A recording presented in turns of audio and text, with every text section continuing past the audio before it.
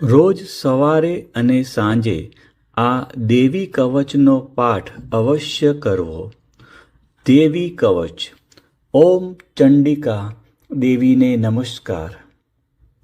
માર્કંડેયજીએ કહ્યું, હે પિતામહ, જે આ સંસારમાં પરમ ગોપનીય અને મનુષ્યનું બધી રીતે રક્ષણ કરનારું છે, અને જેને તમે અત્યાર સુધી બીજા કોઈ સામે પ્રગટ ન કરી હોય એવું કોઈ સાધન મને કહી બતાવો.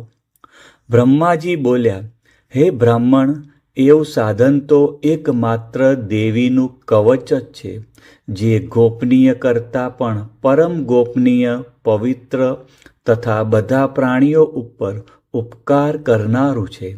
હે મહામુનિ, તે સાંભળો. દેવીની 9 મૂર્તિઓ છે. તેમને નવદુર્ગા કહે છે. તેમના અલગ અલગ નામો બતાવવામાં આવે છે.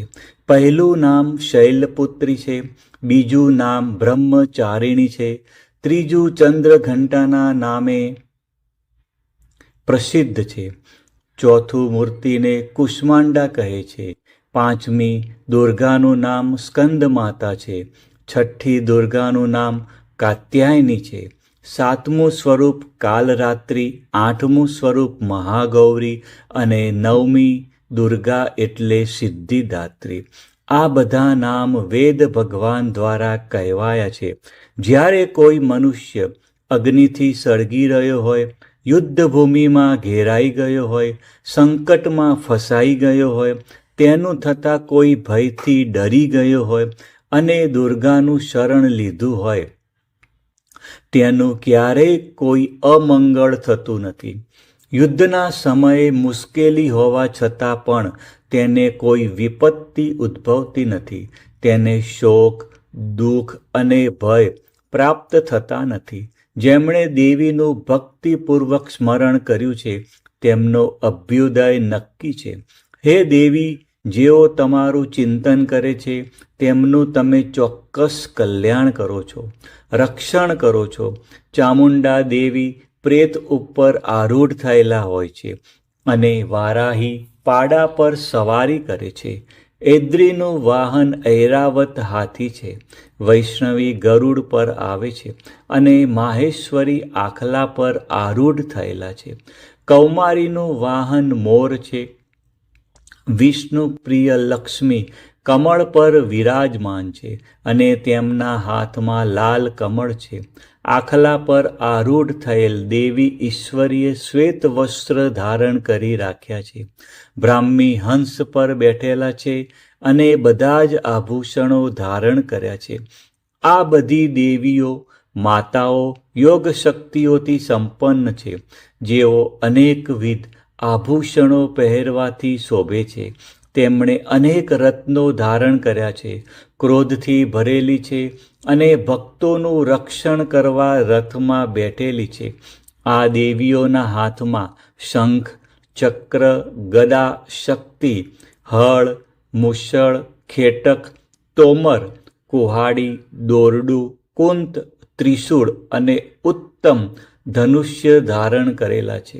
દૈત્યોના શરીરનો નાશ કરવો અને ભક્તોને અભય દાન આપવું, દેવતાઓનું હિત કરવું એ તેમના શસ્ત્ર ધારણનો ઉદ્દેશ છે. મહારૌદ્ર રૂપ, અત્યંત ઘોર પરાક્રમી, મહાબલી અને મહા ઉત્સાહયુક્ત હે દેવી, તમે મહાન ભયનો નાશ કરનારા છો. તમને નમસ્કાર છે. તમારી સામે જોવું પણ મુશ્કેલ છે. શત્રુઓનો ભય વધારનારા હે જગદંબિકા, મારું રક્ષણ કરો. પૂર્વ દિશામાં ઐન્દ્રી શક્તિ મારું રક્ષણ કરે. અગ્નિ ખૂણામાં અગ્નિ શક્તિ, દક્ષિણ દિશામાં વારાહી તથા નૈઋત્ય ખૂણામાં ખડ્ગધારિણી મારું રક્ષણ કરો. પશ્ચિમ દિશામાં વારુણી અને વાયવ્ય ખૂણામાં હરણ પણ સવારી કરનાર દેવી મારું રક્ષણ કરો. ઉત્તર દિશામાં કુમારી અને ઈશાન ખૂણામાં શૂલધારિણી મારું રક્ષણ કરો. હે બ્રહ્માણી, તમે ઉપરની બાજુએ મારું રક્ષણ કરો. હે વૈષ્ણવી, તમે નીચેની બાજુએ મારું રક્ષણ કરો. આ જ પ્રમાણે શબ જેનું વાહન છે તે ચામુંડા દેવી, 10 દિશાઓમાં મારું રક્ષણ કરો. જ્યાં આગળની બાજુએ અને વિજ્યા પાછળની બાજુએ રક્ષણ કરે. ડાબા ભાગે અજિતા દેવી, જમણા ભાગે અપરિજિતા મારું રક્ષણ કરે. ઉદ્યોતિની શિખાનું રક્ષણ કરે અને ઉમા મારા મસ્તક પર વિરાજિત થઈને મારું રક્ષણ કરે. માલધારી દેવી મારા કપાળનું અને યશસ્વીની મારી ભમરોનું રક્ષણ કરે. ત્રિનેત્રા ભમરોના મધ્ય ભાગનું અને યમઘંટા દેવી નાસિકાઓનું રક્ષણ કરે. શંખીની બંને આંખોના મધ્ય ભાગનું રક્ષણ કરે અને દ્વારવશીની કાનોનું રક્ષણ કરે. કાલિકા ગાલોનું તથા શાંકરી કાનોના મૂળ ભાગોનું રક્ષા કરે. સુગંધા નાસિકાઓનું અને ચર્ચિકા દેવી ઉપરના હોઠનું રક્ષણ કરે. અમૃતકલા નીચેના હોઠનું અને સરસ્વતી જીભનું રક્ષણ કરે. કૌમારી મારા દાંતોનું રક્ષણ અને ચંડિકા કંઠ ભાગોનું રક્ષણ કરે. ચિત્રઘંટા ગળાની ઘંટિકાનું અને મહામાયા તાળવાનું રક્ષણ કરે. કામાક્ષી દાઢીનું અને સર્વમંગલા મારી વાણીનું રક્ષણ કરે. નીલગ્રીવા કંઠના બહારના ભાગનું અને અન્નનલિકાનું કોબરી દેવી રક્ષણ કરે. ખગીની બંને ખભાઓનું અને વ્રજધારિણી મારા બંને બાહુઓનું રક્ષણ કરો. દંડીની દેવી બંને હાથોનું અને અંબિકા આંગળીઓનું રક્ષણ કરે. શૂલેશ્વરી નખોનું રક્ષણ કરે અને ફૂલેશ્વરી કુખ પેટનું રક્ષણ કરો. મહાદેવી બંને સ્તનોનું અને શોક વિનાશીની મનનું રક્ષણ કરે.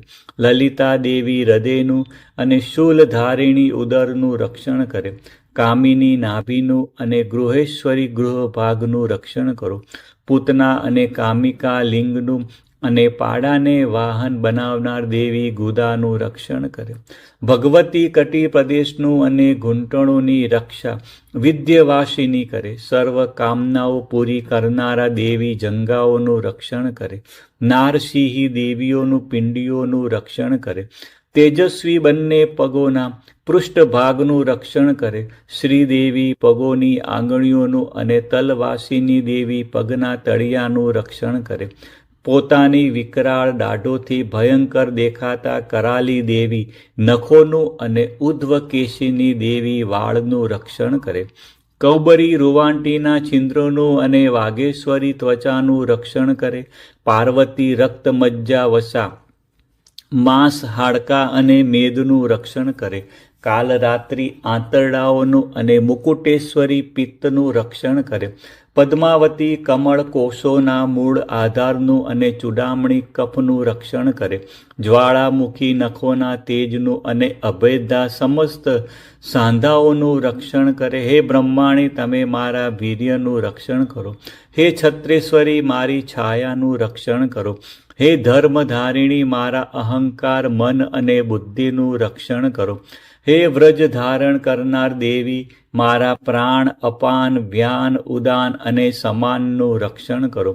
કલ્યાણથી શોભતા હે દેવી, મારા પ્રાણનું રક્ષણ કરો. યોગીની દેવી રસ રૂપ ગંધ શબ્દ અને સ્પર્શનું અને હે નારાયણી, તમે મારા સત્વ રજ અને તમો ગુણનું રક્ષણ કરો. વારાહી આયુષ્યનું રક્ષણ કરો. વૈષ્ણવી ધર્મનું રક્ષણ કરો તથા ચક્ર ધારણ કરનારા દેવી યશ અને કીર્તિ, લક્ષ્મી અને ધનનું તેમજ વિદ્યાનું રક્ષણ કરો. હે ઇન્દ્રાણી, તમે ગોત્રનું રક્ષણ કરો. હે ભૈરવી, પત્નીનું રક્ષણ કરો. હે ચંડિકા, મારા પશુઓનું રક્ષણ કરો. હે મહાલક્ષ્મી, પુત્રોનું તથા સંતાનોનું રક્ષણ કરો. હે સુપથા દેવી, મારા પથનું અને ક્ષેમ કરી દેવી મારા માર્ગનું રક્ષણ કરો.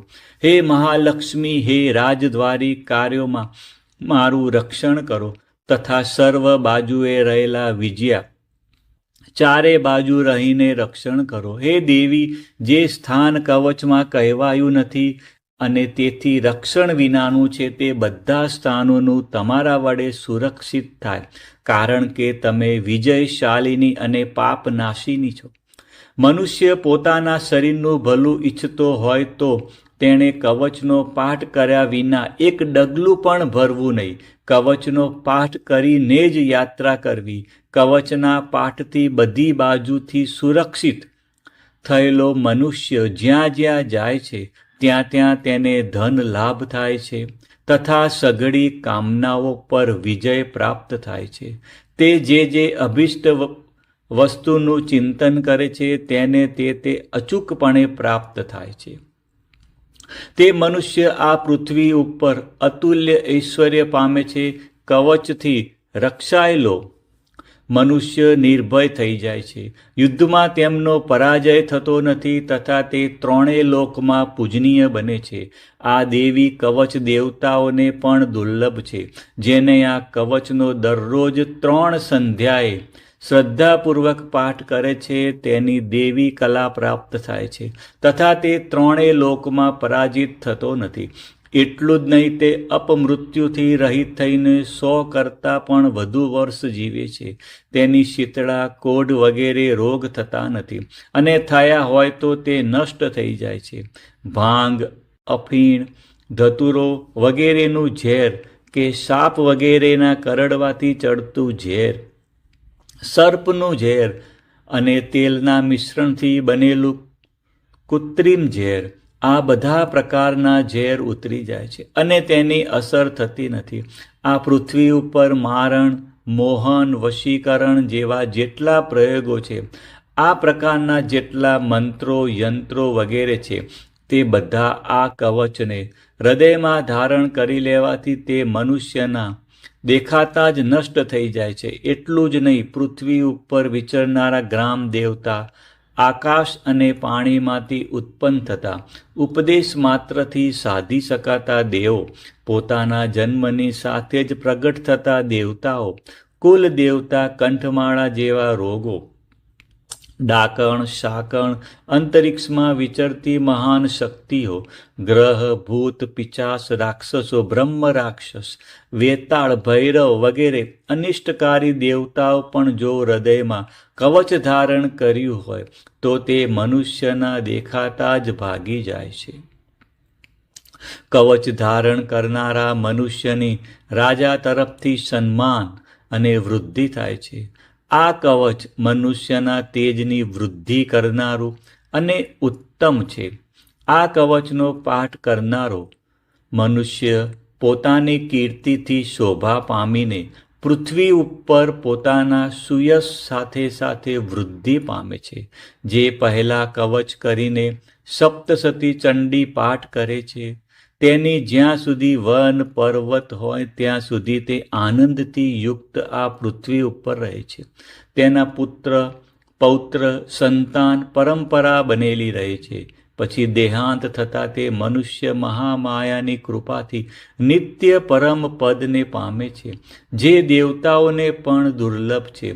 તે સુંદર દિવ્ય રૂપ ધારણ કરે છે અને કલ્યાણ શિવની સાથે આનંદનો ભાગી બને છે. સપ્તસતી અંતરદેવી દેવી કવચ.